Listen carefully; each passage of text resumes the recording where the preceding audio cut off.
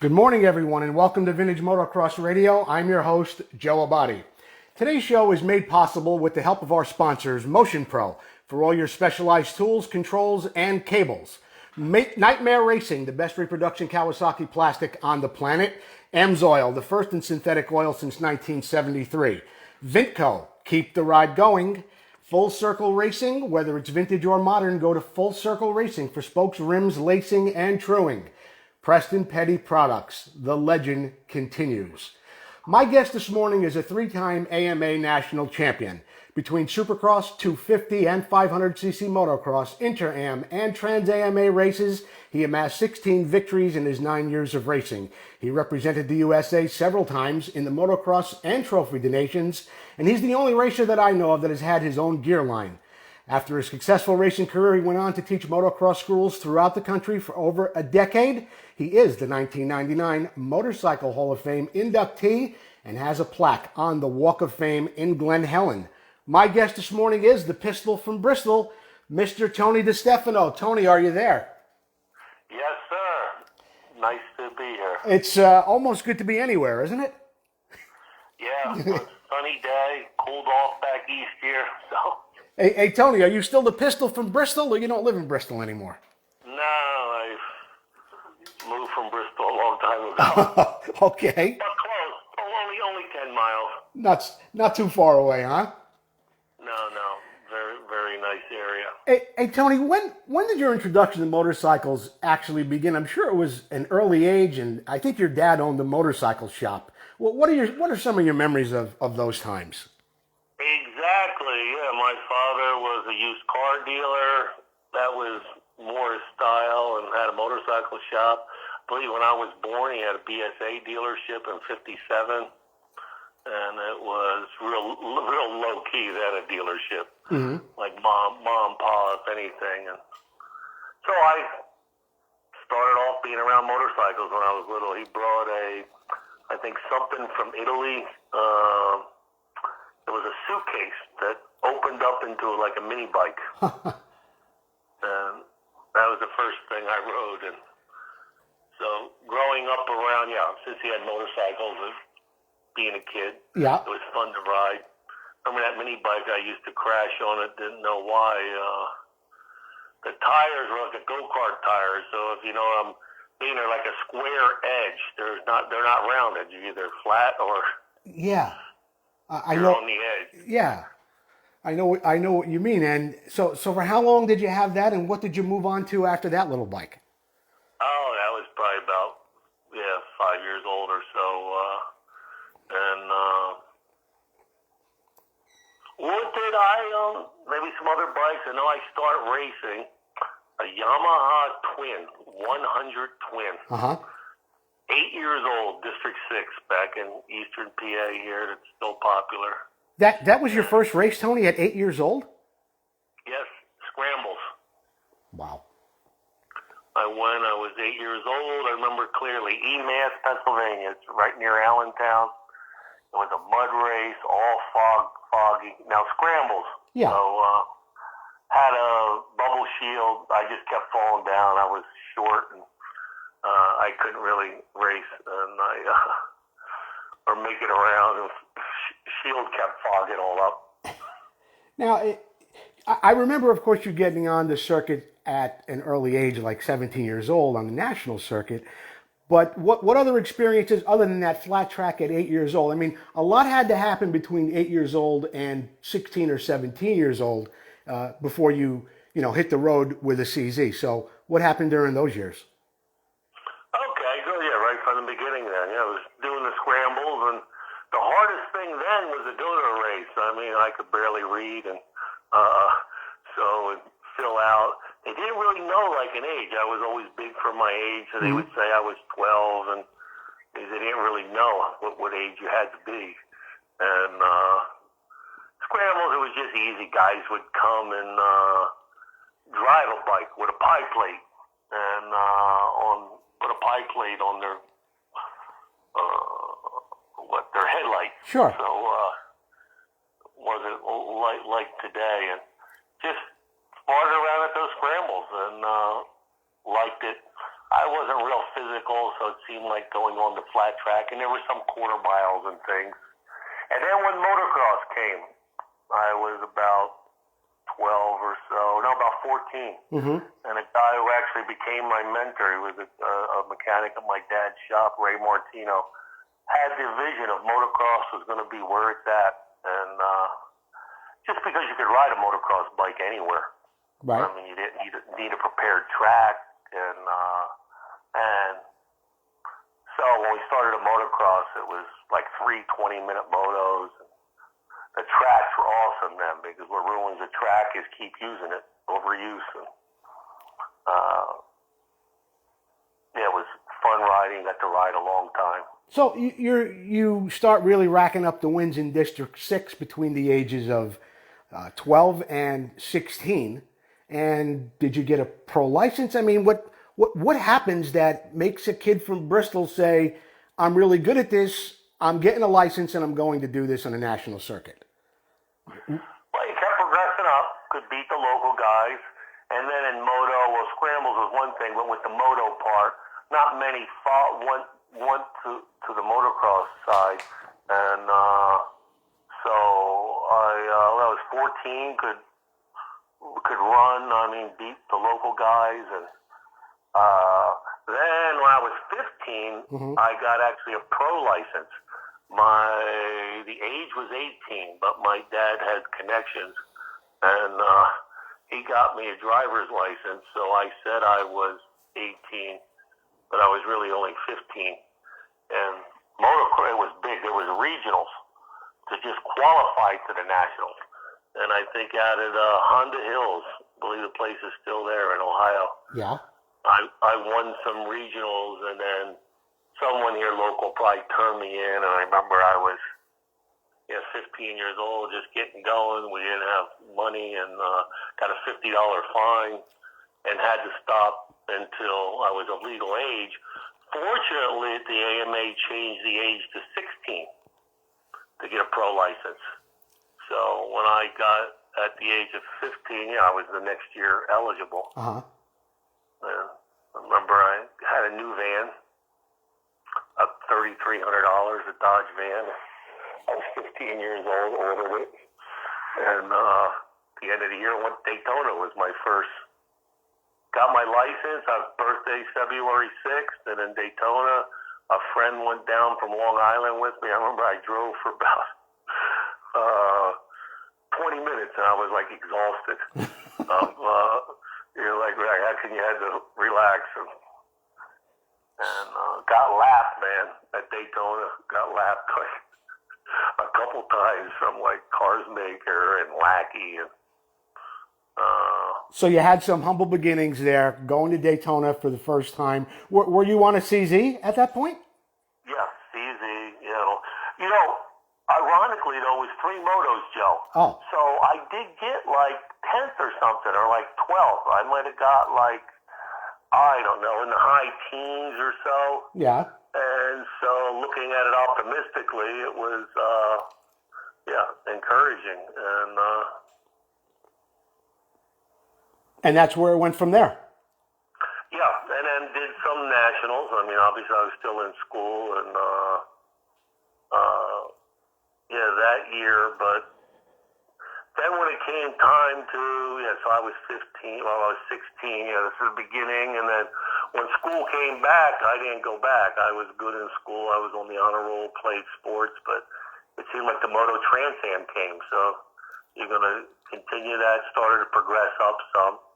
And then when I didn't go to school, which wasn't an easy decision, but so I dropped out in 10th grade. I didn't go back, and after 10th, and did the Trans Am. That didn't go so well. And then realizing when you're out there, you have to get in better shape. But when I was good local, and got serious. So over the winter, took it serious. Trans Am, didn't go too well at all for me, and serious that winter and come to Florida Series and start winning. Won the Florida Series, and this was in '74. So, and then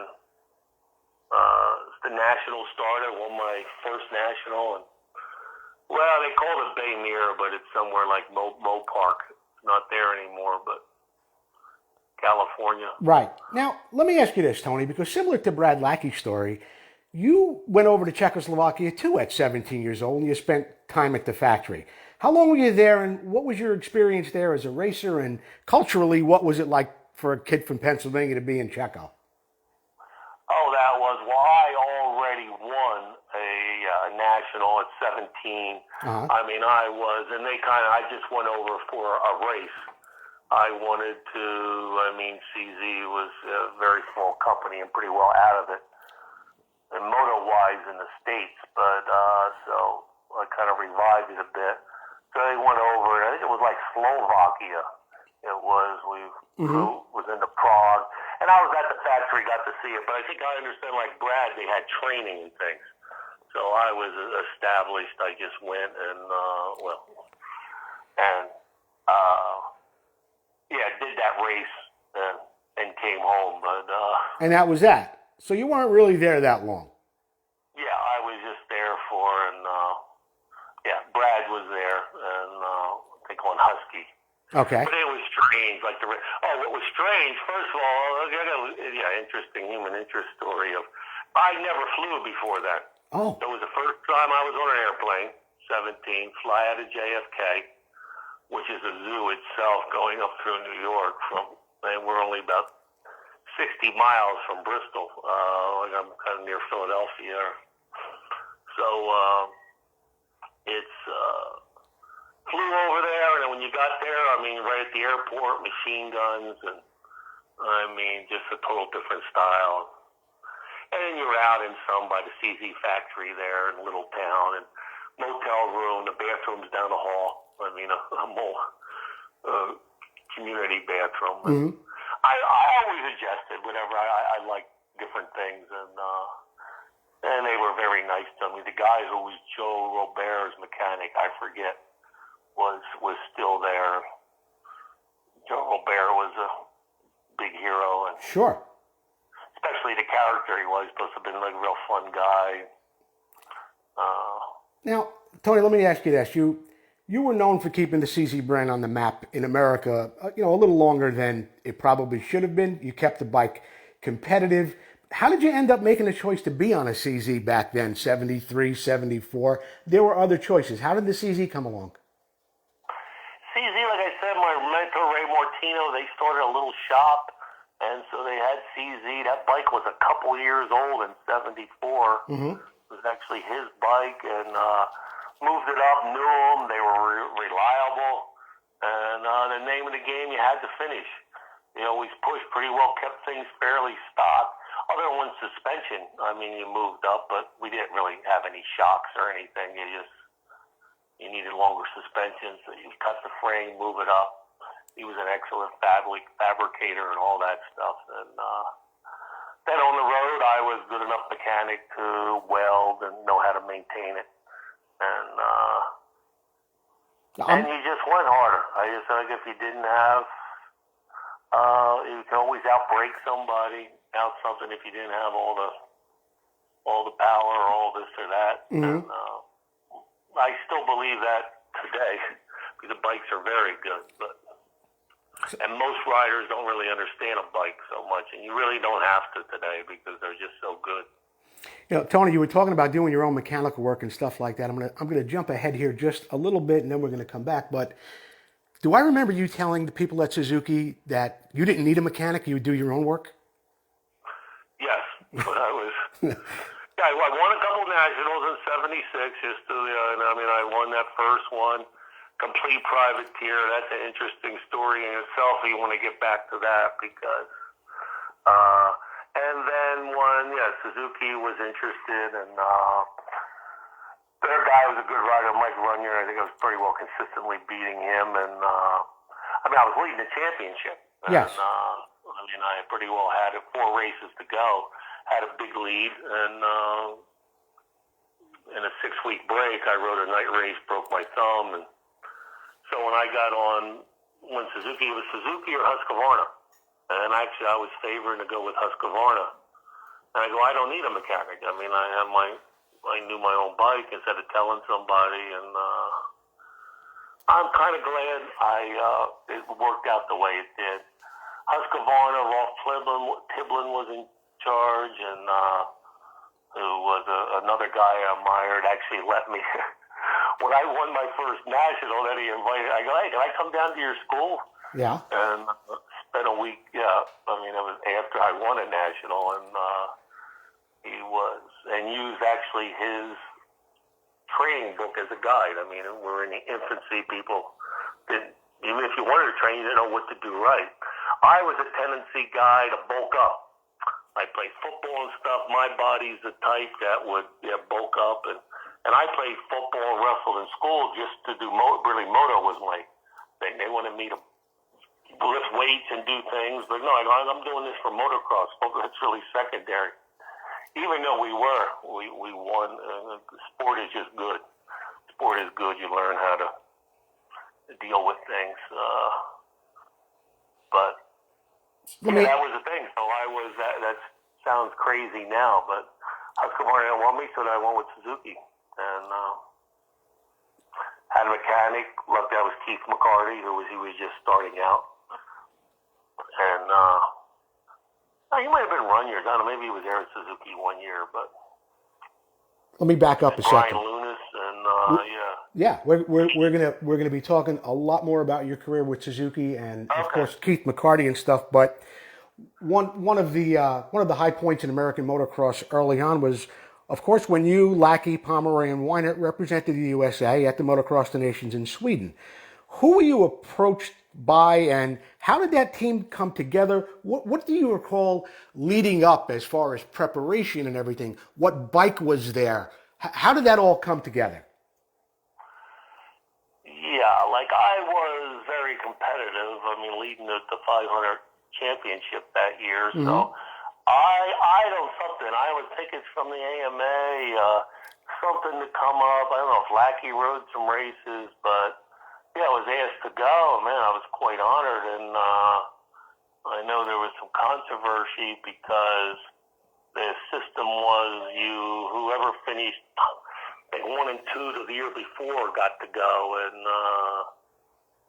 I think that would have been Runyard and Mike Runyard, and he, there was just that. I mean, I didn't get really too caught up in that too much, but so we went. Yeah, it was Weiner and myself, besides Lackey or Pomeroy, who had experience over there. And then once I got there, there was a controversy. What happened? We had no team manager. Okay. And it was in Sweden. What's that? Yeah, go ahead. You have no team manager, and it's in Sweden. What happens? Yeah, it's in Sweden. At least most people spoke English. And Gunnar Lindström, good old Gunnar Lindström, was over there. And so he filled in as team manager, and they were, because I was 17 years old, they were coming up like, well, you got to be 18, or we don't know, well, what do you have to be? Well, I think there's pre-accepted on that FIM drama stuff of, so something that I just told them, they what do you have to say? I go, well, I mean, I'm 17, what are you afraid I'm going to beat somebody, or of, and kind of to guild them into it. So I got to ride, and they let me ride, and and we finished, it was Lackey, Pomeroy was best. They took the best 3. Then me, Weinert was bummed. He just had somebody that had the worst score. He had the worst one, and we finished second. I believe Wide World of Sports was over there too, because they were filming us. So. That was a nice trip of totally different than Czechia, because I think English is mandatory in Sweden, and so it made it a lot easier. And Gunnar Lindström was nice, showed us the Husqvarna factory. Then they were making sewing machines and washing machines. I think they later got bought off by Electrolux, but. Now, you were on some other motocross and Trophy of the Nations teams too, Tony. What other years did you ride those races? 77, I think? Yeah, well, I started 74, and I went back 75, 6, and 7 for Motocross of the Nations, so that's the 500 bikes they called. And then in 75, 6, and 7, I also did Trophy of the Nations. So with tie them all up, there was 7 of them, but they used to be motocross and trophy would be 1 week apart. You went over for 2 weeks. Yes. Now, who was your mechanic when you went over there? Did anybody take care of your bikes from 74 to 77? Yeah, well, actually, the factory had with the Coster oil sink over there.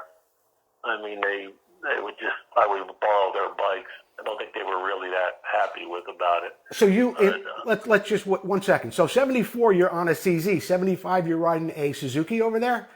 Yeah, so 74, obviously CZ's there. Yeah. I mean, CZ's in Europe. I mean, they're Czech. So they supplied the bike for me, and a mechanic and didn't speak English, but the guy from CZ here went over to go manage US. Yeah, and it was different. And then in 75 and all those other years were with Suzuki. Okay, so you're getting bikes from Suzuki over there. They're what? They're Rogers bikes. They're Wolfsing's bikes. They're practice bikes. Mainly Wolfsing's fit closer to me. I mean, Wolfsing's. Like once I won the first year, they made me, since I was a little taller guy and knew my foot pegs were like 10 inches lower, and even though you could dig into pegs, you could dig your feet into ruts and stuff.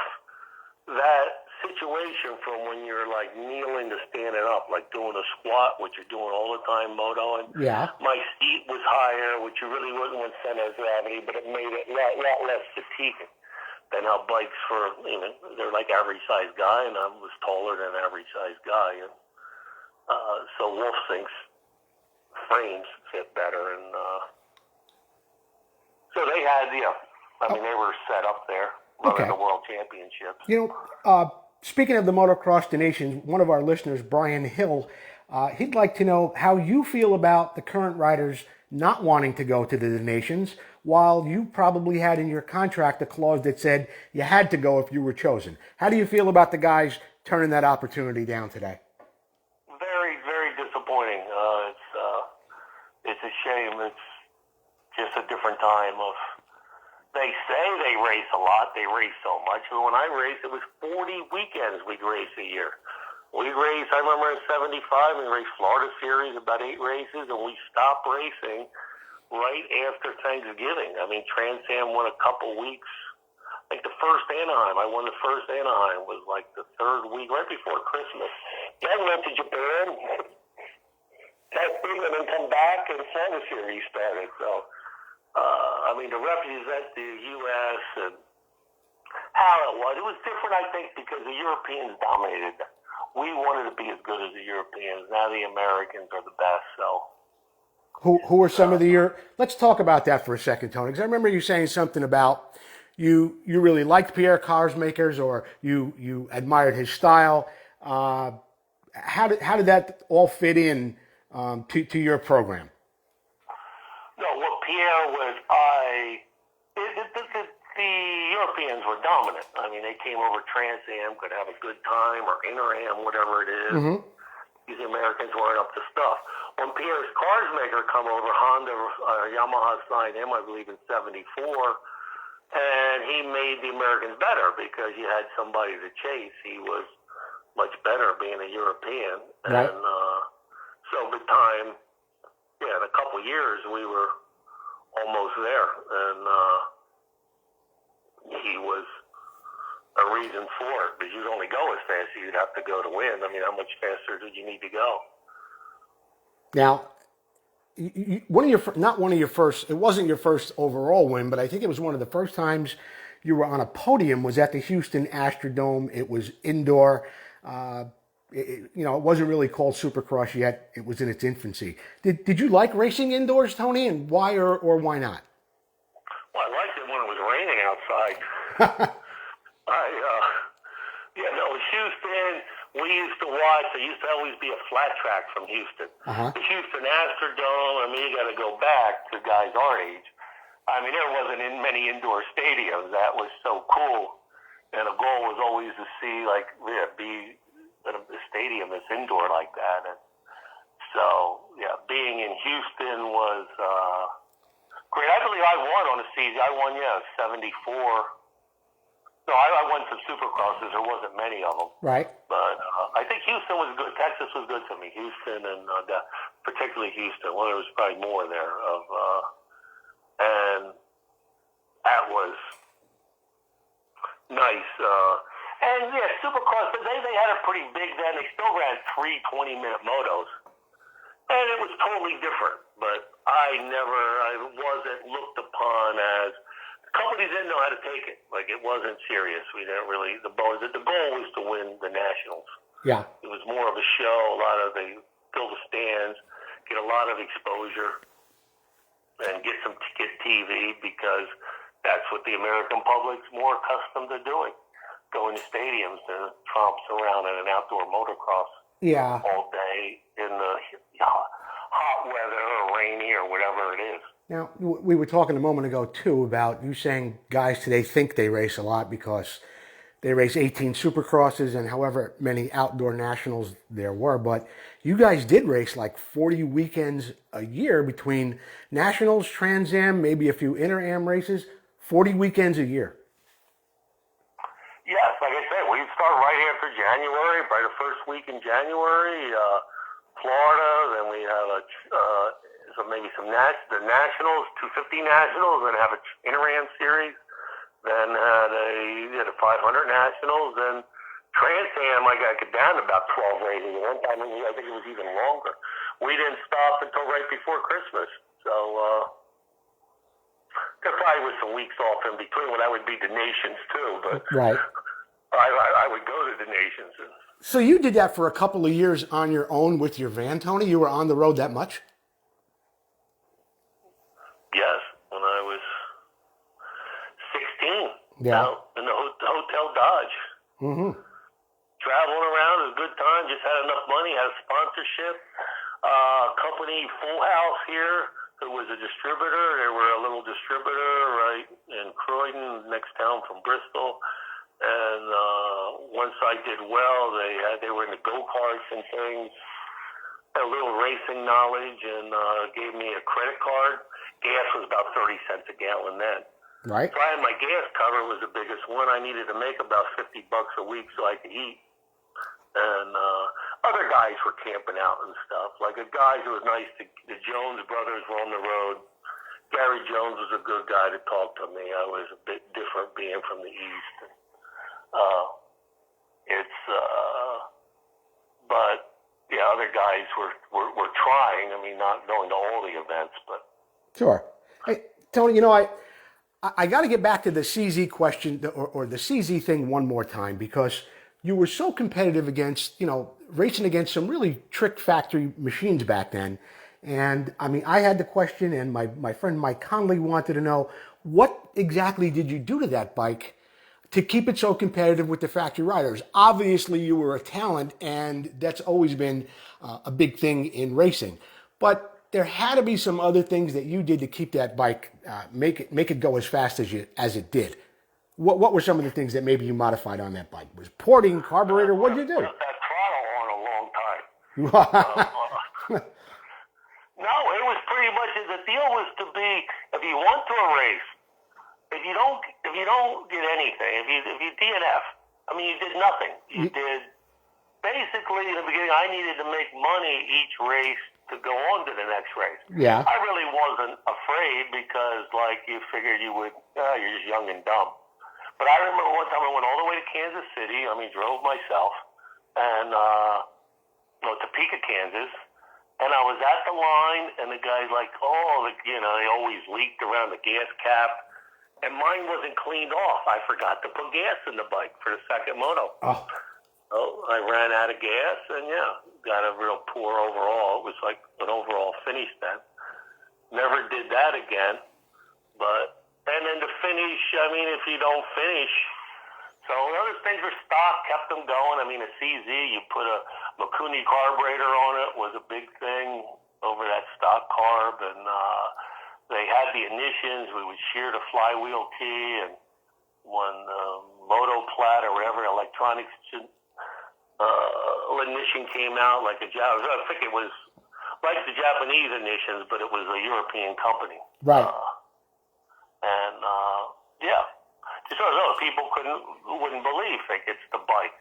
I still today, it's the rider has to. I mean, the motocross was always say about 80% bike and 80% rider.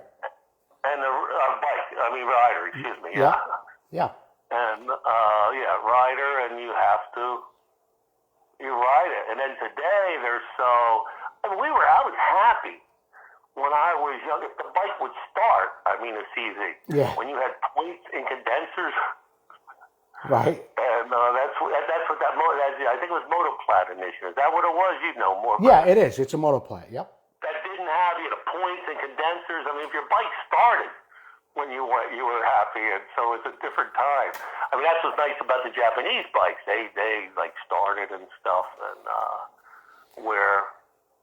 that bike was just moved up. I mean, the frame would be breaking all the time. Had these Coney shocks, and the shocks would turn blue. I mean, I don't think they were doing anything after. We never even knew anything about suspension until you start to move them up, that the swing arm moves up and down. And that's one of my. Once I got that award, it made me think of the Lifetime Achievement Award. Yes. That's probably one of the proudest things of. To say, well, what championship or what? I mean, I was privateer, sleeping in my van. Just tell you that story because we're kind of going from the beginning to I slept in my van the night before, and slept at the track, and it was windy there in Bay Mere. Man, that place was like fire roads. The track, a lot of it was.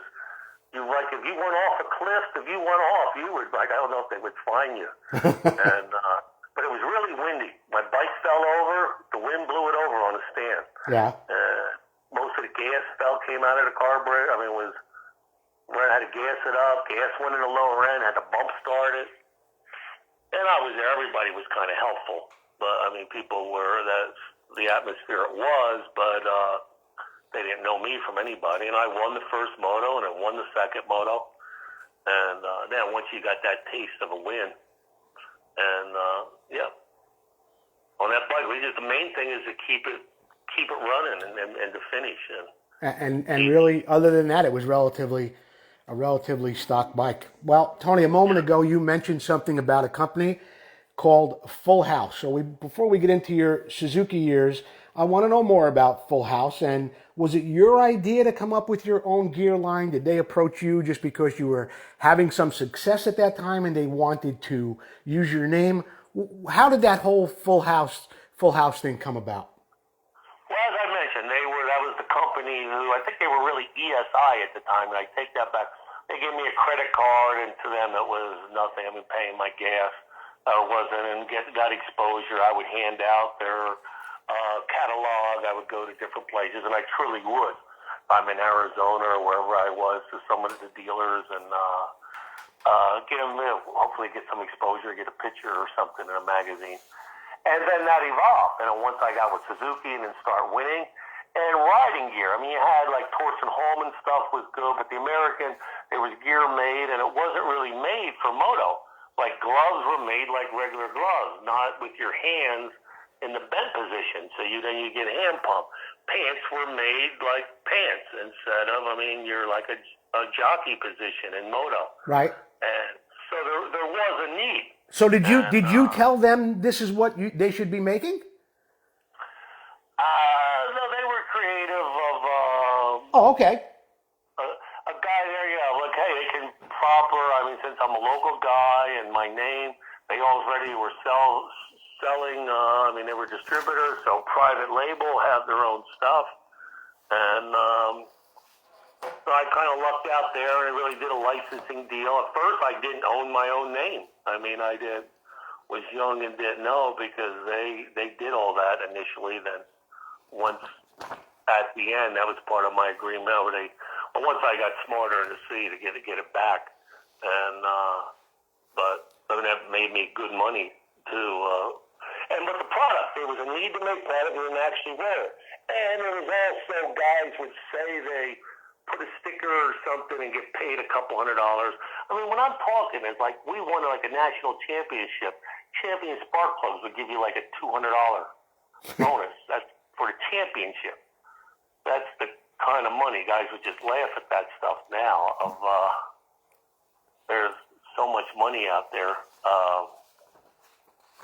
But now you mentioned something too about you didn't own your name. Is the name Tony D now a registered trademark? Yes. It is. What is it? Yes. So when are people using it? I mean, what's happening with that? Or No. It's just dormant. I mean, I'm not. Nothing is. nothing's alive with that. But if you wanted to do something, you could do something. After the Full House thing went, they were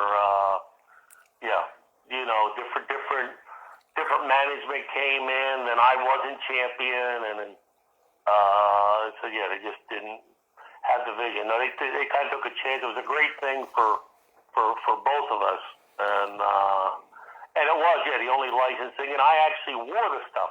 What I was getting, a lot of stuff would say they would use an oil or do that, but it wasn't true. It wasn't right. It wasn't. They weren't really doing it. And me being young and naive, I thought you really should, and we tried. Some of the guys on the West Coast didn't like the, Lackey would make fun of it, the looks of it, but I don't. It was, a step to bring motocross to, they brought someone in from the ski industry then, and because they said like 10 years ago, that's how the ski was, all like hodgepodge, a jersey with the pants and all that, and to sort of make a complete uniform, which they do have today, and so that they went right on to that went on through my championship years, and then at the same time management changed there, and then when I didn't win, they had a thing called a spree. They changed. They went in that direction. They were going to actually call everything Tony D, because when they did surveys, that was a very popular name to know or known. They went on to use the name Esprit, Esprit. That's pretty popular gear. Yeah, Esprit. Well, is it gear? What's the popular end? Which were they using? I don't know. I don't ski. Oh, and skiing. Oh, okay. No, but they brought someone in from the ski to like help or like on design, and then I would drive those guys nuts, the manufacturers, because how they have to make it. I remember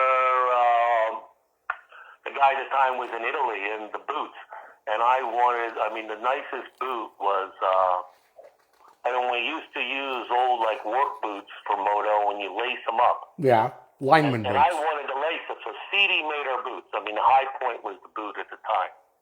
And CD wasn't, so he was over there at the factory and calling me up and saying, hey, it's going to cost a couple dollars more or something. And so, well, it's the best then. If it's Tony D stuff and you want the best stuff. And it turned out being, it was sold very well. We're right there with on the High Point. I was a kid then, so I always liked the business end of stuff, but I had my racing to tend to too. And, sold a lot of boots. Yeah, you sold a lot of gear, and it's very collectible today. A lot of people are looking for that stuff. So. Yeah, I thought it was. I have all my stuff from my grandma. Again, my mentor Ray Mardino kept like everything on. I would have I have magazines. I have stuff from Motocross the Nations, the programs and stuff that shows us in, and because it just was a pack rat, and all my riding gear, the tire that Weinert was following me around and broke his kneecap, and so it was in my grandma's basement for the longest time, and I moved it around so long. My wife didn't really care much, and my wife doesn't. My kids have no clue. And the Tony D, there was tips from Tony, too, on all the clothing. Wow. Gloves and pants, and I have at least one of each of them. Brand new in the package. Tony, But then I tried to, I wanted to do, okay, I'm finally going to get rid of it. I built a house I thought for about 15 years ago that I was going to be, more in my final resting spot, and then we downsized. And a couple years ago, I want to get rid of this stuff. Wanted to do like a charity. I figured, hey, give it away, and there wasn't much luck. A few guys tried for me, they didn't come up. I didn't really try, but I figured get rid of it and or give it to St. Jude's or something to do. So I was surprised that. I thought Don Miller from Metro was trying to sell some of that stuff for a while too. Yeah, Don was the one. Actually, Don, because one time I didn't really know Don so well, but he was right. He was in a different. I was in Bristol Borough. He's Bristol Township. Yeah. But a guy put us together, and he did an interview or something, but I didn't really know what he was doing. But he came. I got all kinds of things, and when I was moving one time, I lived on really bad, basically the same property. I subdivided a couple times, and for 40 years. In Yardley, PA, just 10 minutes from Bristol. Mm-hmm. And he came and I got a Kenny Roberts stuff. I got Ted Booty. We used to give boots to Springsteen, and I have that. When I was with the group, when I was with Full House, when they had this group with Roger Staubach, Franco Harris. And I got footballs, and he most people didn't know what any of this stuff was, and Don knew. But yeah, Don thought, I guess he was involved with Gary Nixon. Yeah. And would be able to. It wasn't. I guess now, most people, what I wanted was really just a photo of it. Make a good photo and put it on the stick, and then you could see it. Because who sees it in boxes in my basement? And, but it didn't go so well, so if anybody's out there, I still have all the stuff. Tony, when you went with Suzuki finally in that 250 class, you had a full factory ride after years of paying all your dues on the CZ. One of your teammates was Billy Grossi, and I bet you got a good Billy Grossi story for me today. Yeah, Billy was a fun guy. We used to call him Sugar Bear. Yeah. Nice curly hair. And funny, I like Billy. I don't want to give it. He did some interesting things with rental cars. Okay. Like you have to take a man around a motocross track, the doors wouldn't close or anything. The train was back and things. I can't rag on it. I can't tell stories that are. I get it. Look, you don't have. I'm good. Now he's old and respectable, so.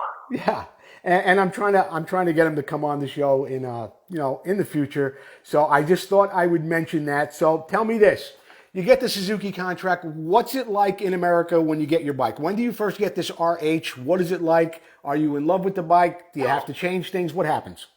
Let me give you an order. You said I got 250 deal and stuff. I was hired to ride 500s. Oh, okay. Because it was clear. You had 250s, guys rode 250s, guys rode 500. Yeah. There was about a 12 race series each. Things had changed. Then with the economy got bad, I guess gas crisis. When I signed with them, they did 5 races each. They had both riders. So Billy he won, I think, a 250, or he was showing good as a privateer. Or he was with Honda. I don't know. He was something. But he probably showed more potential than me. I mean, he was, I think he was a little more excited about getting him. And he was 250. I was going to be 500, but we're going to ride both. Mm-hmm. And so 250 came first, and I end up with leading the series after 3 races. I think after 2, it just kept. And then I hurt my knee, and I was going to stop racing. I go, man, there's only 2 races left, and I did race. I mean, I could ride. And they took that conservative style and won the 250 championship. And then, really, that first year they had the Interam series. It was only 3. Won all 3 of those races. Nobody even cares because there was only only Valky came over, a couple Checo guys. The Europeans stopped coming and it got harder. I mean, they had to work at it to beat the Americans. So. And then Trans Am, and only DeCoster and Wilsink was coming because. Well, you had Adolf Veal. You had a lot of other European talent there at that time. You're talking in the early 70s, but once you got 75, 6, it was weaning down because they were full. I mean, I raced my first race. had to jump around. I was 14 years old. Yeah. Going back to that, I kind of missed that, I guess. When I was 14, so I was racing like local. The thing then, you wanted to race. Like guys now want to stay back like a class. It seems like guys don't want to race. Some of these younger riders, I don't want to go into the A class or stay B class or whatever, like it's called. You wanted to be with the better guys. So there's this guy, Carl Doherty, who Ray was in partners for his dealership. And I rode under his license. It was 2B. Number 2B it was. I raced Unadilla Trans Am, like Adolf Wheel. I could not, it was one of those money ones, like the Nations. I mean, terrible.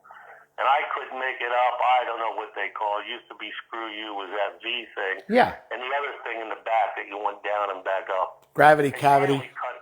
What's that? Gravity cavity, Screw You. There's a couple of them there. Yeah, gravity cavity. I think Screw You used to be before you. But anyway, that one that you right down and right back up, not where the finish line is or the. And yeah, then they end up cutting it out. But yeah, I raced there, and man, that was. I mean, I didn't even finish of. So I was 14, and then because he got a license, they didn't have pictures of a license or anything. Yeah. And then when I was 15, my dad got me my own. I got a driver's license. Got faked until I got caught. And what was your career? Where were you at? What was your Well, I was kind of at you riding for Suzuki, and you went on a tear there on the 250s, but they really hired you for the 500. Then you were getting into this Trans Am thing, which I thought was really good because you're at that point now where you're lining up against Adolf Veal, Roger DeCoster. What is that like for you when the Trans Am comes and you're on this full factory Suzuki? Well, what is it like lining up next to these guys who have already had a couple of world championships and 7, 8, 9 years worth of experience? Yeah, by 75, it was, like I said, I won Florida, won the 250 championships, won Inter-Am. There was only 5 races, so for the 500, had a gearbox lock up at the first race, had a frame split one. I mean, you're kind of out of it. Then went to the Nations, then Trans Am. And by then, really, it was weeded. I mean, it was like DeCoster and I don't know. If those other guys were there, they weren't so competitive, but we were pretty well. The American was competitive. And remember in 75, it was 12 events or so in the last 4. I won Dallas the last 4. DeCoster was there, and I mean, then we went to Washougal, and DeCoster could win the title and win the series. He asked, I was shocked, like, okay, hey, if I'm coming, you're running good. If I come, can you pull over and let me by, no problem. And I said, yeah, no problem for you, do anything. Right. Actually screwed me up that race because I was going good, like my rhythm got off. And then the last 2 Trans Ams was Livermore in California and Saddleback, which I knew the California rounds, most of them, just were the biggest ones. And and then that weekend at Livermore DeCoster, that's when his bike broke in, the first Suzuki when the triple clamps broke. You were in that race? You were near him? Or what was going on there? Yeah, well, he was in there, had this one straightaway that was like, just had like a jump, just like a kind of a ski jump, but you're not really going downhill, but you're going maybe 60 mile an hour. And his front end broke off, and I wasn't sure where in the motor. I was competitive for the win, but when he crashed, I put him out of it. When his bike broke, it took him out. And so because you had Marty Smith, and Wacky, and other guys who had chances of winning. And I know I went on to Trans Am too, and then it was Saddleback and won 1-1 because that was the goal always to be at this. Then Anaheim came up. It was the first Anaheim ever. It wasn't AMA. There was a protest. With Goodwin, with Mike Goodwin. He was going to break away. So that one's not on the record books, but everybody was there. That year you ran anything you wanted. Marty Smith rode a 125. You could hear that thing singing.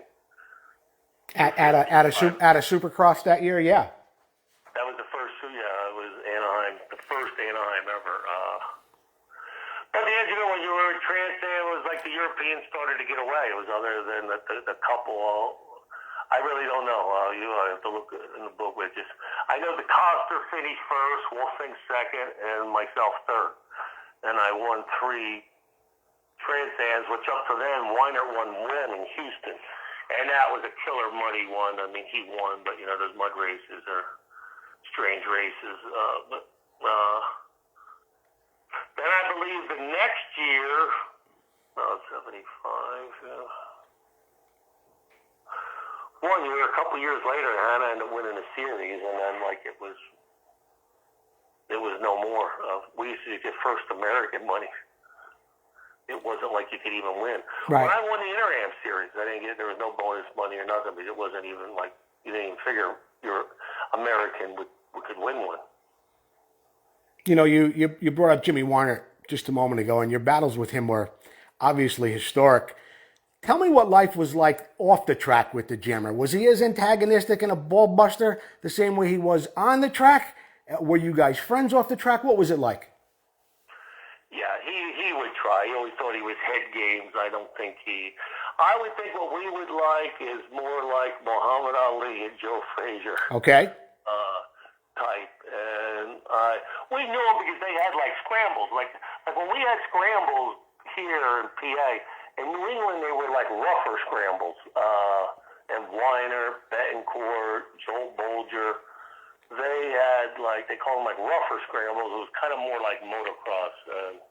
Obviously the first event being in Pepperell, I remember I went there when I was a kid. I think this is what this new thing is, motocross. I mean, just to watch. And it's so he knew a Weiner. My dad was a car dealer, so to fine you when you rode, they had that fuzzy paint. I don't know if anybody's old enough to recall that. It was paint. In fact, they felt like fuzz. Yeah. So I had a red helmet like that, and that's how I kind of stuck out. But Weiner was around. I went to Florida Series. The first time I went down when I was 16, I mean, he's laughing at me. But at least knew a little bit of him. And but yeah, Weiner was always trying head games, and he was fun. He could play guitar. I mean, he partied hard, and he could race hard, and that's what he was a jammer, because he would jam you. I mean, some guys you know if you're going to give him an inch or not, and it just happened. We crossed a lot of battles of, the first title. I mean, I was winning. I mean, the first national championship he won was 74 or 500 was me. I had the lead. And what happened, there was a 6-week break for Inter-Am, which obviously I didn't. Well, I was going to ride, but I went to a night race in the Endurance. Being from the East, we never night raced. Make a long story short, there was a speedway race going on, and they ended up digging a ditch across, and the lighting wasn't too good in that part, and I went and flipped over, broke my thumb. So I just stayed there. John DiStefano took me under his wing and helped me out in Huntington Beach, California, and I just stayed there. He had a good doctor. And when we started back, I figured, Weiner would have to win 5 in a row. I mean, 4 in a row, and I would not. I always liked podiums, and turned out Weiner won 4 in a row, and it didn't quite work. I broke my thumb the first week back again. I still rode them all, but it opened it up for him to win. So you and Weiner, I mean, on the track, there's some famous pictures of you guys battling, but apparently off track, you guys weren't at exactly each other's throats all the time. I mean, it wasn't like you despised each other, was it? No. When you're on the track, not with me, you know your doing, you know how it is. And then back then, you gave it back to each other. I mean, that's what you just did it. Nothing said, you just took care of it. Right. And I have some stories you went over winning. So I won that first race at Baymere. Now Tony, I can't hear you. I can't hear you so well. Either get closer to the phone, or I was hearing you really good Now I can't. Try it again. How's this? That's a little better, I think. Okay, you tell me. There you go. That's much better. You know what I think I was doing? I was putting my hand over it. Okay. Okay. Getting lazy here. It's like the end of the moto of, no, Weinert was cool. Like Weinert, we went to the Nations. Weinert kind of taught me how to shave. I was just starting to shave him, and he's a character. We were over there. He always was fun. Where were we, in Copenhagen or something, the red light district? Him and Pomeroy would be all wound up, and they had these girls in the windows, and Yeah. you do it. I was 17 years old. I was free. Pomeroy, like, Weinert would put his money in his hands. Please don't hurt me. He would just always made it a good time. I mean, loosen things up. And I remember after I won the first national, he goes, "Hey, come on down to my place." He had a big spread in Laguna Beach. And so I was on the way back. He went right by Huntington Beach. I got my stuff. Oh, I know why. I was going to go to Rolf Kivlin's school, too. So I spent, before I went down to his, during the middle of the night, somehow I'm up, and he must have been up. He has no clothes on. I saw his wiener. What's wrong with you, Weinert? He's uncircumcised. Never saw it uncircumcised before. Oh, boy. Well, so I guess this is Family Channel, right? no, not necessarily, and I'm sure everyone wanted to know all about Tony. Yeah. No, you see, this is the kind of stories we're looking for. You know, we want to hear about prostitutes in Copenhagen and Weinert running around his Laguna home with no clothes on. This is what people want to know, Tony. That's just, it's all legal, though, over there in Europe. So, Weinert would be, and he could give me, I think he wanted me able to go down there because, like, then since I just won, and then to find out, and, but, I mean, I would have did it for nothing. I mean, it was just, it was awesome. Could never think. I could understand, how could those guys go so fast? Yeah. And, then when I became one of them, it's still the same. It's just that I don't know. They just go. I guess you expect something is going to change and you're going to see something differently, but it's just a matter of what? Practicing and riding with them, and then next thing you know, you're one of them, and there isn't some kind of magic formula. It's just about dedication, I guess, and training. My dedication and mental. I go, if you need anything, I always felt physical training is just mental training. Because when you don't feel like doing it, or when you're tired, or when it makes you know you can push more. And mental, if you need anything, you need psychologists or something for racers. Mm-hmm. Because I remember I used to, when I started to come up, get maybe near 5th place, like Barry Higgins was another real big name when I grew up. Sure. Sonny DeFeo. And, like, I would come up, man, he goes, man, I'm coming up through the pack. Wasn't much of a good starter. And, I got behind, like, Barry Higgins. He goes, what happened? You just kind of slowed down. And, I mean, you were going so much faster. Or I think, like, even, like, Peter Lampu or something, like some guys who were, man, I go, okay, well, I'll try to pass them then. And because it's just like, those guys are good. And then once you got to break that mental hurdle and something, if you're competitive and want to chase down the next guy, and that happened for me anyway. You had a very special relationship with Jody Weisel. I mean, he's not a man of many words. Even to this day, so many years into the magazine deal, and him being, well, everybody knows who he is, but I don't think anybody really knows him. You, on the other hand, seem to have a special relationship with him. Why did you guys hit it off so well, and do you still stay in touch till this day? Oh, yeah. He's one of the few, at least a couple times a month during race time.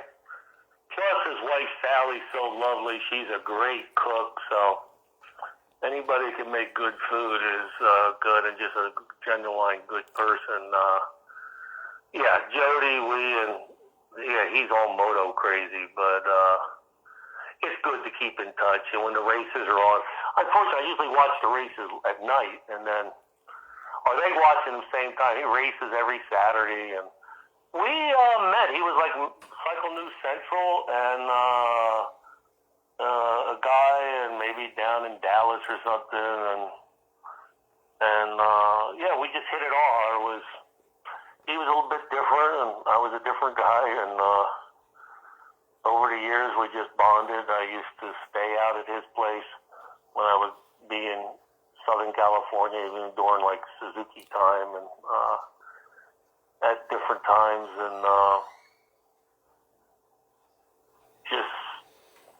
and when I was a student of the sport when I knew like everything. Plus I was out there in the know, and we used to compare who knew this or that. And Jody still does, but I get caught up on what's going on because I'm interested in it. Sure. And, yeah, we have a person. We actually I'm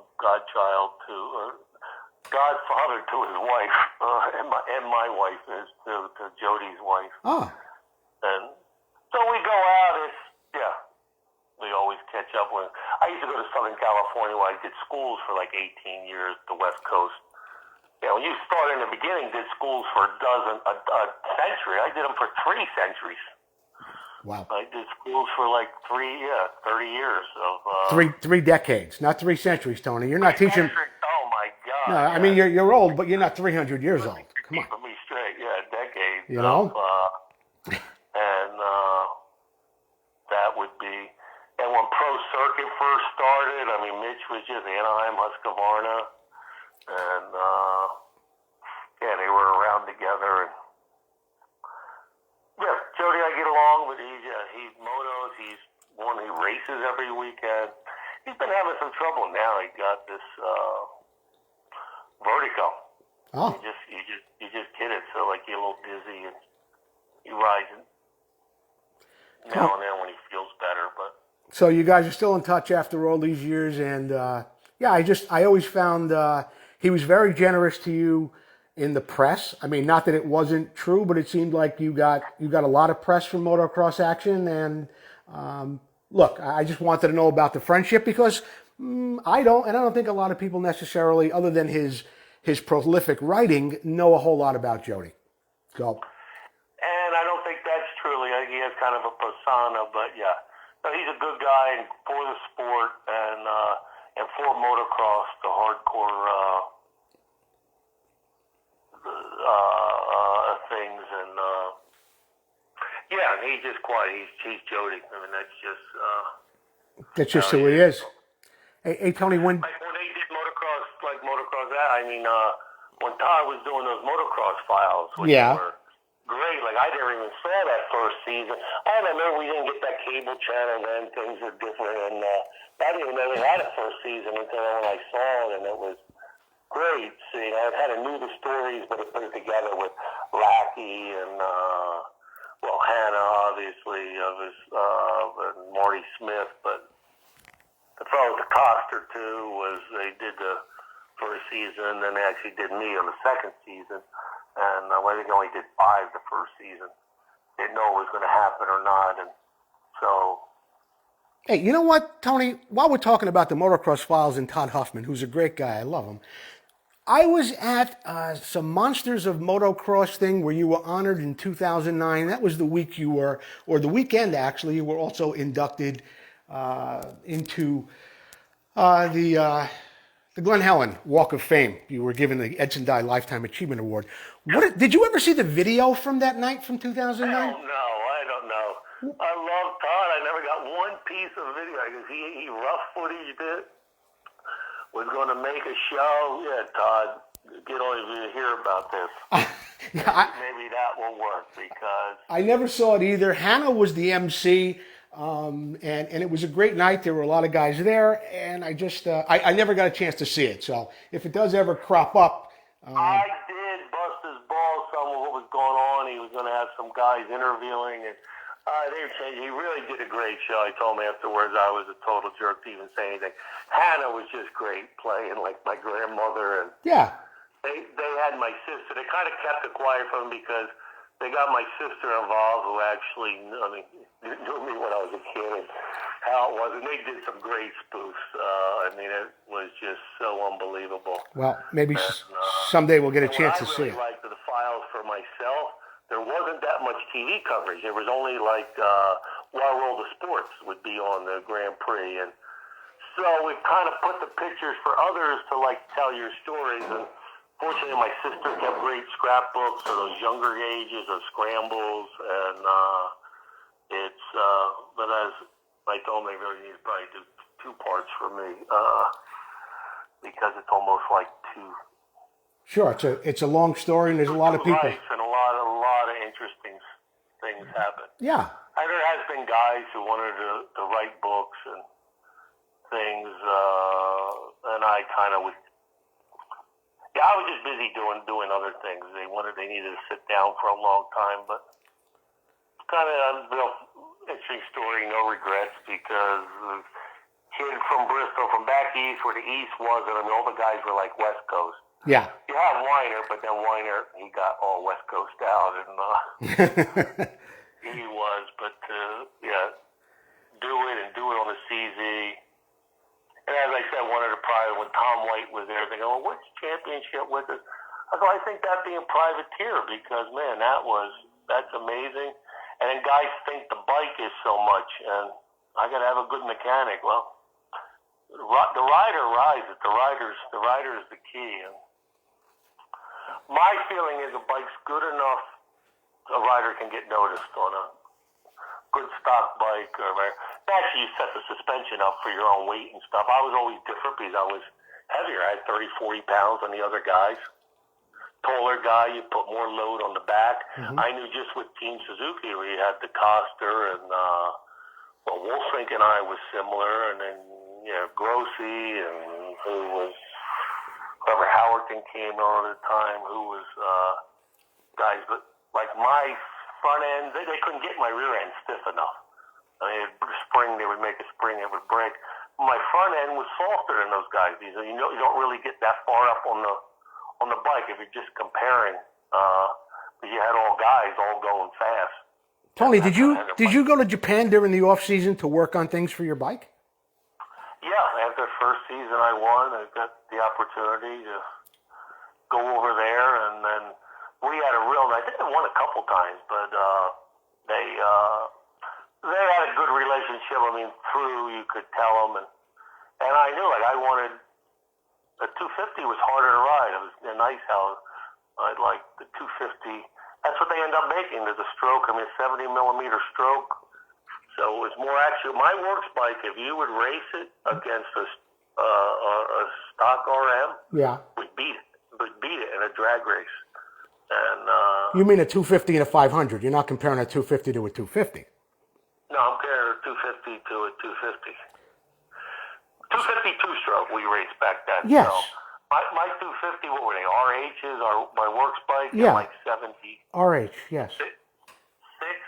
Because after 75, I go, I like it more torquey. I want it. So they used to be a bigger bore than stroke. And then a little bit with the flywheels. But you got to get traction. So guys don't understand. And guys used to knock a lot of times a guy, they say they want all this power, want all this, and then a tuner gives them to them. Yeah. I remember Boyson used to get a bad rap. Guy goes, I want this to come on like gangbusters and do that, but then he's only spinning all the time. And well, that's what you asked for. I give it to you. You need something you get traction and you can roll on. You got to put the power to the ground. See, all that because mechanicals, you had to make your bike last. So by knowing that, like, you didn't abuse anything, you didn't over rev it, you didn't do anything. It was more where now you can get away. You can see these guys get tired in the Supercross and they stop shifting, especially the 250 riders. They run those 250s, over rev them so much, they're turning like 15,000 RPM now. Mitch tells me, I mean, they turn more than a 250. So then let's talk about that for a second, Tony. In other words, you had to really know your bike so well, because I'm sure you could have broken anything if you wanted to break it. Yes, I mean, exactly. With mine, when I was in Japan, they really then got with the suspension. I go, look, I can bottom out. I hate like when you bottom out. And I know one of the things, how things advance, they would make a spring so stiff that then they would break. It was just, and I remember back at Pro Circuit there, just by a dampener, the rubber stopper. Yeah. That rubber stopper making like a real stiff one, and this goes back years ago, would like give that so you don't get that bottom out like metal to metal. Mm-hmm. When you would hit like a G out, something, when you go down and back up, and just some things you have to finesse with, use your body to help soak it up. But if you just wanted to abuse it, things would end up breaking. Or breaking wheels. That all things you had to deal with back then if you broke a wheel. And let's talk about this, Tony. what? I want to ask you about 1979. You were injured. You injured your eye in your own home in a construction accident, and you did make a recovery. But how long were you off a bike, and how long did it take before you felt comfortable enough to get back on it and try racing again?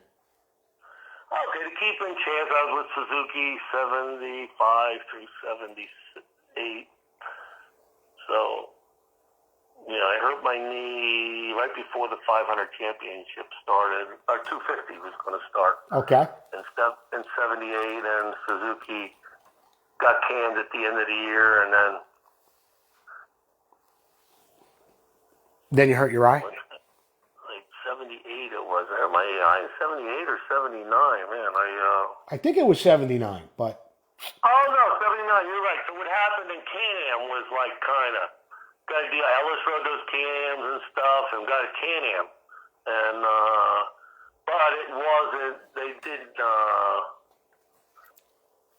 brakes would go away. You had like the drum hubs. They didn't make any changes, and with the innovations that happened. Even the shifter, you'd have to back off to shift the dogs on the gears. Yeah. And was like they had like a 5 dog instead of like 3, and you can get into the angles of that stuff. And I heard one it was a rough going, and then they end up stopping. They end up stopping like mid-season. And I think I got riding a Husky. We're just doing the Southern California. Mitch was just starting out, Anaheim, Husqvarna, and there at Jody's place, and just staying. Right, I figured, okay, get going, and got to get to prove myself again. And then we ran Super Bikers happen. I remember I was prepping for Super Bikers. Back then, the Husky only had like a 370. No, a 390. So for Super Bikers, when they ran, that's a race, they brought the flat track guys in and had the 750 Harleys and stuff. Sure, yeah, it was on the motocross track, it was on the drag strip, yeah. At Carlsbad, half moto, yes. half dirt, half asphalt, big crap. It was like a perfectly groomed with a little kind of bump they called a jump. But so anyway, the Japanese bikes, they had 500s and things. So it was right after that. It was like a Thursday after that. I worked in my garage at a place in Laguna Beach, Mission Viejo, California. Right. And, was working, putting up some shelving, and a screwdriver went and gouged my eye. And so that was like in December 6th. Do you remember? December 7th is the Pearl Harbor day that we'll live in instantly. So how long were you off a bike for with the screwdriver, with the eye incident? Pretty much that whole year, because the eye had to heal up, and you couldn't be bouncing around. So okay, all of 79. So then the Can-Am is a problem. We understood that. You're not on that anymore. Then you jumped on a Mako for a while. Yeah, that's what happened. I was actually with Husky. I was like still with that Husky deal, stayed, and I think like in 80, I think I maybe start riding about a year, maybe on that fall a little bit, and with the one eye, and see. And where I lived, the guy was a pilot who lived next to me, and he goes, there was a guy who one eye did the jet pilots or stuff for the military, and he had to prove. that he could do it. So you're optimistic he could probably really do it. But my eye was like 20. What happened? Screwdriver damaged the eye. Fortunately, it was a good doctor. I didn't lose my eye. But the lens had to be removed. It's just like if you get a cataract, the only thing I did it with a screwdriver, so it wasn't so nice. So the cornea is messed up. And so really when I'm in the office, I can read 20, like 30. But when you wear a contact lens, the contact lens moves around. Yeah. And you always give it a try. But and then you go from singular vision to binocular vision. I don't want to get into an eye lesson, but it is your eyes work. Both eyes focus into one, and it's amazing, the body. And so when you would bounce around, I was better off. I just started to patch my eye. And but I was very precise with my lines and things. It didn't work for me. Guy would hand, like Hannah might have worked it over to do it, but Right. like if you're off a little bit, your depth perception, and so I tried to race, and then something happened with Husky right before then, right before the Nationals started in 80. Yeah, 1980. Was it 80 or 81? I think you were on a Mako, and I think you were on a Mako in 81. So you had that stint between the Can-Am and the Husky. I think it was 1980. Something like that. So I started the Nationals, and then rode the Husky. I rode that Mako. Just started right before I moved to Southwick. It was going to be out riding, but there's nothing like racing. Man, it was so soft. Thought I had the suspension nice. It was race speed, and I always could go faster racing than practicing. I remember they went to Japan, and they said, he got like his lap times. By European style, they want like lap times and stuff. Sure. He goes, you put some other people out there. He goes fast when he races. But and that's why, and man, it wasn't set up right. And I could get some like fifth. I couldn't win anymore. It was out like, I was a champion. You'd win. We'd lap up to in my day, lap up to top 5 all the time. Sometimes I would get almost lapped or get lapped, like if you're up in like 10th or something. And so I go, that isn't going to be a finish out the season. And I was going to be done racing. It's always a hard time when to go, but it was kind of a force out. And then I started my school. Yeah. And actually, Englishtown, I had another eye surgery, I believe. I think I had a couple eye surgeries. I had a cornea transplant. That's right. I was a rotation because they figured maybe that, but something happened in those times. But so you get away for it, it's tough to come back. That's why I give Bob Hanna so much credit. Once you get away, you just. You're more. You have some money. You have some resources. You see, life is so nice. There's other things you can do that's not as hard. And it's hard to have that eye of the tiger. But then I had some eye surgery. I started some seminars in '81. That's when my school started. Englishtown was my first one. Did a seminar, an indoor, no. And then another big dealer, this place, Torque Center in Wisconsin, sold tons of boots and stuff, Tony D stuff, and they had me come. Then in '82, start traveling with the school, and then in '70 and '87, Suzuki got involved. Guy who was there was the race Shigenoya, who was the guy in charge of U.S. Suzuki when I was there, was back, and we're at Unadilla. Because that's when Hannah, I think, rode that 125 or something. At the Nations, that was a muddy mess. Yeah, but let's get back to the Tony D schools now. So '82 they get started. Next thing you know, they're all over the country, Tony. How many classes were you putting on a year at the height of it? How many clinics did you have? Okay, '82, I'm doing some and just putting out, using some facilities and I believe with Husky, with Mako some and Husky. And then I got with Suzuki in '87. Yeah. And right before I got paralyzed in '88. Mm-hmm. And then they did a deal like bought a new bike, you get a free school, and they marketed it more, helped pushed, and it just got the name out there more. We're open. We did all bikes. I would do more non-Suzukis than Suzukis, but. it was a good relationship. I didn't burn bridges there. So, I mean, that went on for 30, well, I did the schools for 30 years. That went on until about 2000, I think 2010, yeah. Once the economy went bad, then everybody just stopped. All sponsorship dried up. I did schools, I was 20 some years with Suzuki probably doing them. So if you take from 81 to 70, yeah. 81, 91, 2001. 1, 2, 3, 4, 5. I think you did them for about 30 years.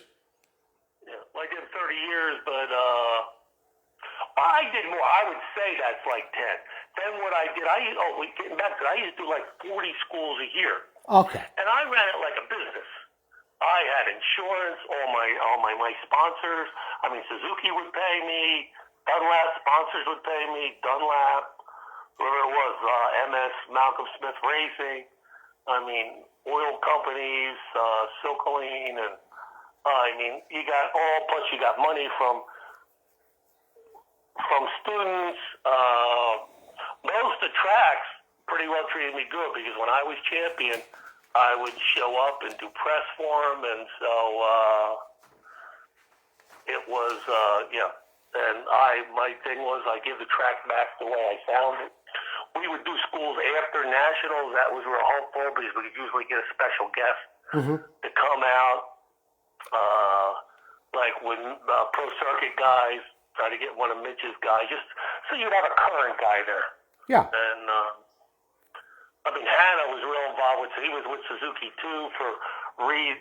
Suzuki got pretty well out of it by like in like 87. During those early 80s, they stopped developing, so they hired Hanna back to get a machine going. So I was there with the schools, and he was real helpful. Would never say no, and make appearances at half a dozen schools a year, and that was great. So yeah, he's a great guy too. I know he helped you in a very, very difficult time too, and I'm going to have to ask you about it, Tony. It was such a big a tragedy, so tragic in your life, but you've overcome so many obstacles, and you overcame this one too. On October 13th in 1988, you were out for a leisurely ride, a place you'd been numerous times when you were a kid. And I know, like many of us, we all take a spill, but on that day you took one, and it changed your life forever. Where were you, Tony? Where were you riding on that day that you were injured? Florence, New Jersey. I live right on Bristol's on the river. Where I live is close to the Delaware River. New Jersey's on the other side. Yeah. And it was a sandy place. So it'd be great to ride there in the winter time. Since I've been about 12 years old, because if it rained, it was even better. Mm-hmm. I was done racing professional. I know I was just out, I was out in Southern California, was out Suzuki to sign a new deal and visit sponsors, and then the Race of Champions was coming up. So I would still ride. The promoters would like me to ride. I would ride the senior class or something. And then the young guys would like, I beat one-eyed champion. But some of the expert or the local guys would give their thrills, but it was good getting attention for the school. So since I didn't ride for a couple of weeks, just out riding sand and just hit. A stump was there. I mean, it's not like a track. We actually by then would happen. We for years rode there, but then people would be dumping trash there and stuff. So they actually put all berms and stuff, so you couldn't even get in there. And anyway, my former buddy went with his 4-wheel drive, and I just got hit as like a stump, and it pulled the handlebars. It was like fan whoops. Yeah. Fan whoops. And maybe like a 250, lugging it in maybe like third gear, and pulled the handlebars and high-sided and went head first into a whoops, and no big deal. And felt like it knocked the wind out of me. And I've done that enough times. You feel like you're dying, but it come to, it was just starting to get a little dark. And Tony, were you alone? No. I went with my farmer buddy. Or it used to be, where I live used to be all farms, but now they're all houses. And Okay, so you weren't alone. You hit your head, and when you come to, You can't move from the waist down, from the chest down? I really wasn't knocked. Yeah, I don't think I was knocked out. I just, what ends up happening, so people know, because they think like you're hitting a jump, is that the head, I had to hit against it. Like most guys, they get paralyzed when they like a jump because it's something that stops your head. It's just like a harpoon going your body. Yeah. And then the head, fortunately the neck doesn't break, but like T5, right around the nipple line, is a common spot. That's for whiplash. I think moto guys, to ride right, you got to be like hunched over. That's an area. I kind of think because we wear helmets, our necks are stronger. I remember when my son just started to ride, had a nice, good ride helmet. Yeah. He could hardly hold his head up when you had like a good helmet on his head. Yeah. Because they're just, their necks and stuff aren't right, are not ready yet. And and that's it. The vertebrae broke. So like, it felt like the wind knocked out of me. I mean, you feel bad, so you end up on your back and started to come to. And I remember Malcolm Smith, they sent a new chest protector. It went all the way down to like your waistline. Yeah. And so like feeling okay, in your boots, you really can't moving your feet. And I always thought, I go, man, I'm glad I got out when I got out, because Supercross started to get crazier with these jumps. And I only got hurt a knee one time. I got my whole life now. It's been with my kid. My son was 1 year old. Okay, so when I got injured, my daughter was just 9 days old. Wow. And then when I couldn't feel it, so I got over. So Tony, what happens? Your friends pick you up, put you in a truck. They call an ambulance. Kill the legs. Actually, there's some other guys who were riding there. I mean, it was some other guys too. And so what happened? They went out to call because he had to like come in from the railroad track. Just so they had some drama to the story. And I was there and didn't feel like, your back's broke, pain didn't really bother me, and be this like T5 nipple line. I was feeling like something felt sore in my back, but and I go, man, what could this be? And I was like, I knew Miss Payton. So you don't know people like in wheelchairs. You think you don't know. But knowing Mitch, when his younger days, he was crazy, did so many things, and you just think they're just can't move their legs or something. And so Tony, do they bring you to a hospital? What happens? Okay, so what happens? My farmer buddy, Michael McClister, a young man, he was actually scuba diving, and then something happened and he died. But he went and got called up the ambulance, so they are called up, and so they can't land there. They're going to bring a helicopter. Ambulance won't come back. Right. So I'm directing things like I usually do. I'm always directing people what to do. And I said, hey, you just go get the ambulance. They come I go, this guy will back it in. Because we won't pull him. You had to run along the railroad tracks. Then with four-wheel drive, he went up over the berm. Now you got to figure a railroad tracks, they weren't level. It was like a bank to go up to. You had to get to. So these guys from the fire company, whoever comes out, they put you on the board, and they walk about 10, 20 feet, and they're dead. I mean, it's deep sand, right? So I say, well, the motocross guys can take me. They're in better shape and to carry you out. So then they had a helicopter out. They had to first get the railroad tracks, then you go in a helicopter. Man, I'm a little claustrophobic. And you go in that helicopter, and when they slide you in, your head's almost covered. Man, I hate those MRI machines. I hate those. Yeah. First time I was in one, being paralyzed. And there was some blood up there. But then once you got in the helicopter more, just me and the pilot, too. I mean, there's no room. Right. And at New Jersey, there's Cooper is the trauma center. So they flew me there. And then actually my wife at the time knew, you would go to the best doctor and go wherever. So by checking it out, Philadelphia had one of the best, there's these regional spinal cord centers throughout the country, like Miami, the Craig thing in Colorado, and Jefferson at Philadelphia is one of the best in McGee Rehab. And so they took me over there the next day. But so yeah, that was a story. The farmers to get you kind of out of there. And I was back for the first month. You never saw anything but the ceiling. And So how long were you in the hospital laying on your back? A couple of days, a week, a month? no, I was in the hospital for, you're in the hospital as long as you have insurance. 120 days, if you ever, hope no one's ever gets the opportunity to find out what it is, but I mean, I had great insurance, Blue Cross Blue Shield, and, but they 120 days, then you're okay. And so what happened, I progressed quickly, and I had a clamshell. It's like two halves they put on from your waist up to your neck. Yeah. Because it put rods in your back until you heal. So if you look at an X-ray now, I look perfect. My vertebrae took some bone from my hip. What happened to me is T5 was pretty well crushed. If you would look like it was smashed. So it's really a complete injury. And paralyzed, you have incomplete. Mitch Payton's incomplete. Gary Bailey's incomplete. You might have a little bit of feeling of heat or cold or maybe move a toe or bow or bladder. But anyway. Again, So Tony, they performed surgery on you, put rods in your back, and you were there for 120 days? Yeah. Well, I was there, I went in October, 13th, 14th. I progressed. You can only get so far. So it was right about Christmas. Before Christmas, and they had to send me home because you have to heal. You need so long of healing. Uh-huh.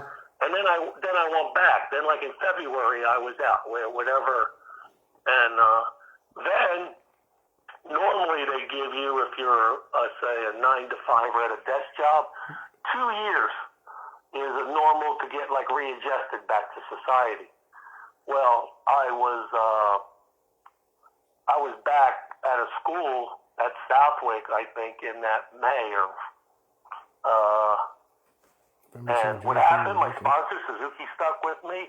All the other sponsors like Dunlap at the time, and they were going to still. Tony, you were back.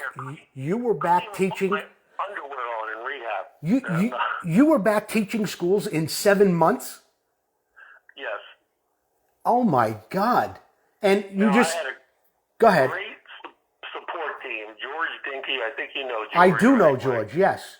He's like my Goomba. It's Italians know. He's not Italian. He's Lebanese and German, but he's like, so he was the only one. Everybody, like the doctors, well, how are you going to teach motocross school? You got her riding motocross. Well, to the average, that's what sounds that way. The ex didn't take to it so well. Like, what are you going to do? Like, well, George was a football coach and stuff because your mind's still there. And what else am I going to do? That's really what I know. Right. And so he was real helpful, and he had a great fabricator up there and a four-wheeler.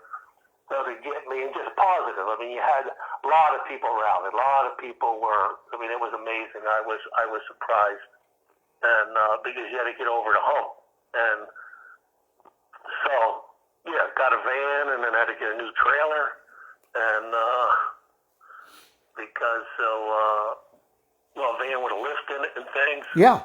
Now, what about where you live too? I mean, did you have to change houses? How did that all work out? That's funny. Typical my style. Break off. I'm going to get back. If I forget what I'm talking, we're talking about building the ramp when I'm in the rehab. My son said, like something one time. My son, when he went to high school, the ex left about a year later and went to Seattle, and my kids were out there. So I would go out a few times a year. But when he went to high school, he came back here. And he wanted to come back here, and so he was here. And so one time he goes, Dad, I was building this new house. It took me about 5 years, and because I was working full time. And I mean, when I say I built it. I was a GC and in on everything and wanted it all right. Uh-huh. And really, I had the season. I could only do during the fall and some of the winter. So my son, I'm busy. I go, I'm busy, son. Or, Dad, he goes, you don't do anything. You just tell people what to do. And so I go, son, this is good learning moment here. What do you want to be? You want to be like the laborer, like you do, pick up wood, burn wood for me, sweep up the floors? Or do you want to be the guy saying what to do? So I guess I always been in that position that, so there were some guys who volunteered to help, moto guys, and so I was back when I was in rehab. My my house was like my basement was my garage. So you were like one level up. You had to kind of go up almost like the 8 feet. Yes. And I had a deck, so we made a ramp to go on around, and I kind of supervised. The guys were good, but how to make a ramp to go on up into the house. And they also have at rehab, they have people who, the social workers set you up with.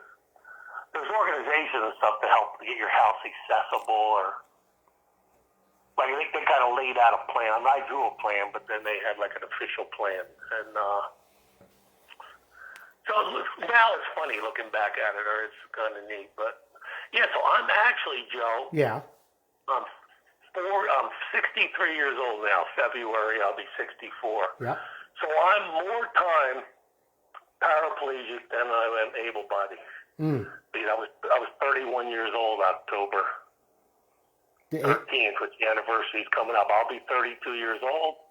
32 years paraplegic, and my daughter's 32 years old. She's October 4th. And you haven't slowed down, Tony. I mean, you've gone on and you accomplished so much even after your injury. And Tony, I'm going to go out on a limb here, and I'm going to ask the question. I wasn't going to ask it. I thought it was maybe too personal, but I'm gonna let it rip, because we don't get too many times in our lives that we're going to do this. Your marriage dissolved with your first wife after you were injured, and you said she went back to Seattle. Was your injury just too much for her to handle? Yes. Okay. And I could understand. I would put myself, I'm a reasonable person, and her position, I would put out the trash. I vacuum. I do. Most people, when there's a catastrophic situation with a kid or whatever, split up. You have to be a special type. Oh, yeah.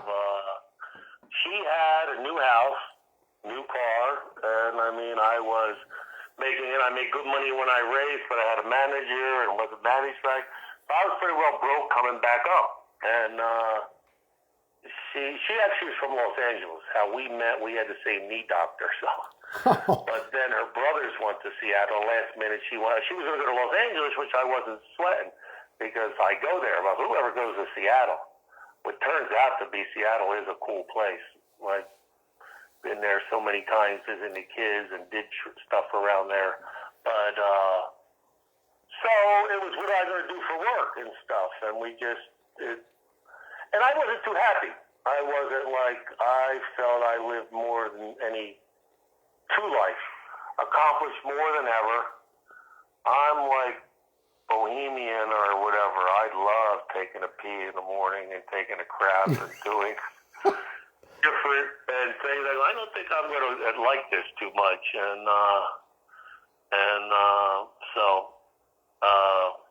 and really it was my kids, because I thought, man, maybe I might just end this shit, because not that I'm suicidal. I go what is it just seems like to put up, but there was always more good than bad, and really my kids. I go, I don't want to be like a quitter. I mean, how would you, especially my son? Yeah. I was so wanted back then. The men are whatever, when his dad gave up, and I am so glad, because life's been a lot of good times, and you know what, Tony, you were blessed even after that. You met Anna, who Susie and I, my wife and I know and we love. How did you and Anna meet? Because she's such a lovely person. How did you and Anna meet? She's one of the last ones, the old Italians, and her grandmom and her mom were best friends. They lived right within walking distance of each other. They were gumads. Her mom used to be called the Italian lady. That's how we were, not so. She was the Italian lady. Oh. And, because they didn't speak English. My grandma, too, was just broken English. Right. My Anna's fluent in Italian and speaks to her people 3 times a week. Mm-hmm. She was the last of that. But she was always a little afraid of me, because I was at people in Bristol. They stay in Bristol a lot, in Bristol Borough there. And I always had that nomad spirit, and so my son, we were living with my grandma. I had a new house being built, and they didn't get it done. I started to build, I put builders on it, and then they had a falling out, nothing to do with me. I was living actually at my grandma's. And so they were together, and then my grandma passed right after my son was born in April. He passed, and then when they left, and before they left, they go see Elvira, was Anna's mom's name, and go see, take the kids, because she would walk them around there. And so I had a new house to be ready to go in. Or the total rehab. It's property that I owned. I bought back in '77 and just gutted it and made it addition. And so I always liked playing. I always kept busy all the time because all season I always did construction. And I was able-bodied then. Yeah. So you meet. I even did it as. So you meet Anna in the neighborhood, and. Oh no! So I knew kind of Anna, and then she worked at. So once the kids, and then I go like when the kids before went over there, and then Anna worked at not so far away, and then we got together. So I'm just innocent. She was like my grandma thought the best of her, and but. I felt like a little Bristol girl, not really for me, but so you get together and you fall in love. It's just like and she's good girl, good basics, Yeah.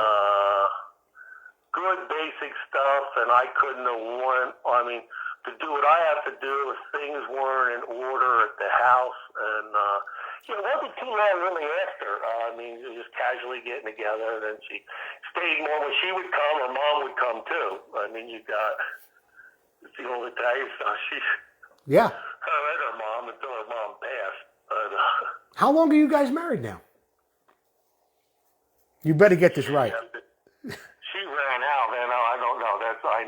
There's dates of. I think it's 20 years, but I think I'm 32 years past. You don't have to give me the date. I just wanted to know how long. You'll figure out the date before it comes, though, I hope. You said what date or how long? No, how long? How long were you married? 10 years? We've been together a couple years after. It must be close to 30 years. Oh, okay. Or 29, yeah. No, we're not married. We didn't get married right away. Lived in sin for a bit, and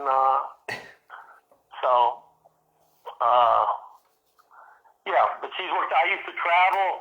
Hey, it's working out. I thought I used to travel a lot. I used to go to the West Coast for like 5 to 6 weeks in like March, and She then started to go to Italy towards the end of that. I did that for 18 years, and then I would be away like every weekend pretty much in the summer. It's seasonal, spring and summer.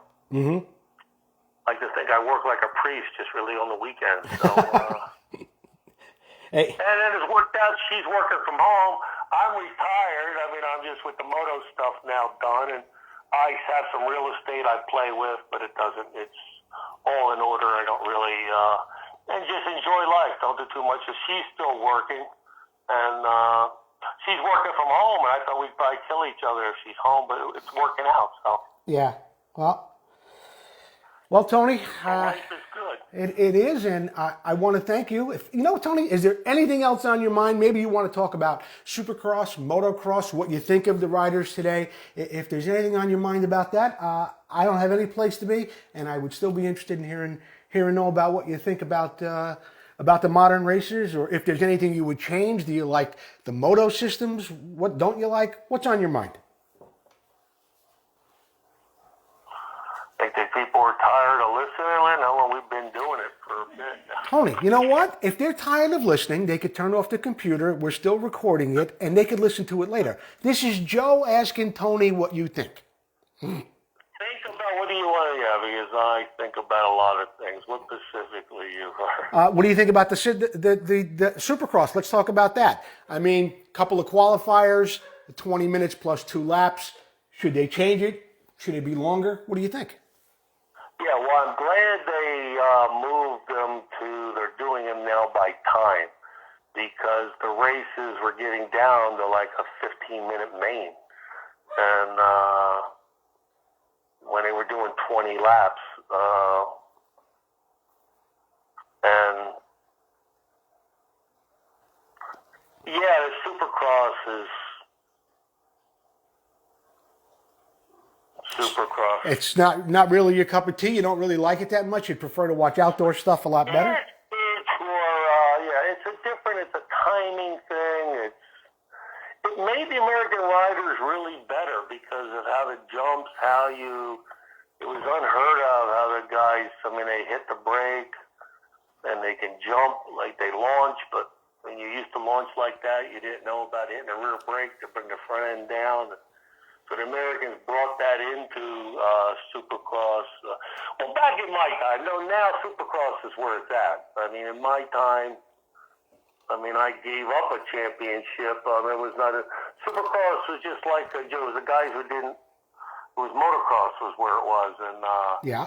they didn't know like it was people watched, but were they really motocross fans? And the companies, remember in the 80s. Well, I think you have a lot of that today too. I think a lot of people are interested in motocross, or it's brought. It's got a different type of audience. I don't think it was necessarily like when we were young, where a guy had a dirt bike and then he went and watched a race. Today, it's kind of like I don't want to call it a sideshow, but a kid might see it on television, and then all of a sudden he might be interested in motorcycles, or he just wants to go to watch Supercross, but he's never going to ride. It became like a little bit of more of a sideshow, so to speak, than a grassroots thing to where a kid had a motorcycle and then he went to the races. Yes, no, I agree with you, and that's what, it's just different. I could never believe that Supercross could take over, like on McGrath, who was the greatest, Supercross and more, but to do like Supercross only, instead of doing like contracts came, and then you had a great rider like Michael Arato, who was a hardcore, like an outdoor guy. It seems like the longer the race went on, he would win them all. They Yes. were like 2-hour races. Race Supercross only. Because where do you do Supercross? You need to have a facility. You need a track. You need to constantly groom it. It's like you just can't go out and do Right. like moto. That Supercross became the dominant, and I guess there's the more money. I know from talking to Larato was a better deal, and it's quick and easy. You come in one day, it's done. It's like one afternoon.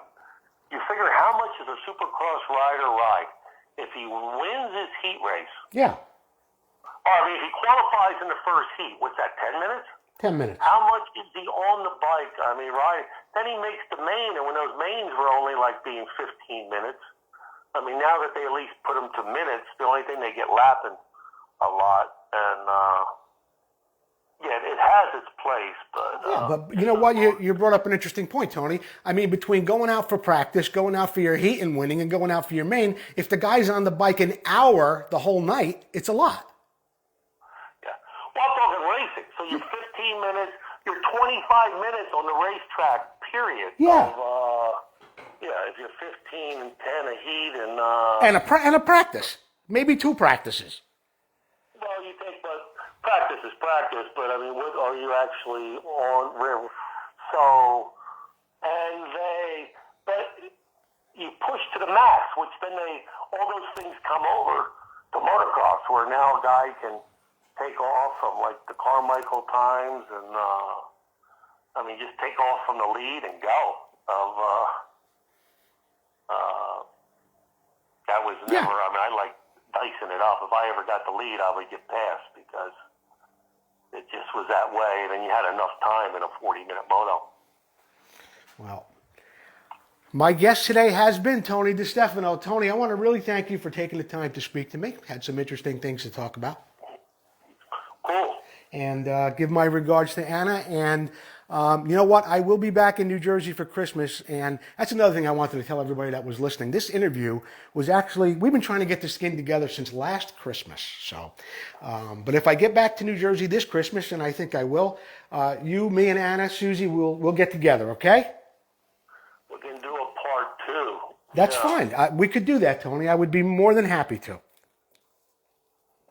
Okay? Super. Well, the Eagles are getting beat by the Rams big time, so. Well, I'm glad I did with you than having watching this game. Tony, thank you again, and I'll be speaking to you very soon. Thank you, Joe. Take care. You Bye-bye. too, brother. My guest today has been three-time AMA National winner, Tony DiStefano. I want to thank Tony for taking the time to speak to me today, and of course, thank our sponsors, Motion Pro for all your specialized tools, controls, and cables, Nightmare Racing, the best reproduction Kawasaki plastic on the planet, AMSOIL, the first in synthetic oil since 1973, Vinco, keep the ride going, Full Circle Racing, whether it's vintage or modern, go to Full Circle for spokes, rims, lacing, and truing, and of course, Preston Petty Products. The legend continues. My guest next week will either be Joe Bonello or Lyle Lovett. I've been communicating with both of them, and we will see which one's schedule complies with what's going on here. So stay tuned. Listen to Vintage Motocross Q&A on Wednesday night, and by then, hopefully, we'll have an announcement on who my guest will be here on Vintage Motocross Radio next Sunday. I want to thank everybody for listening. Thank our sponsors. Wishing everyone a great Sunday and a blessed week. We'll speak to you soon.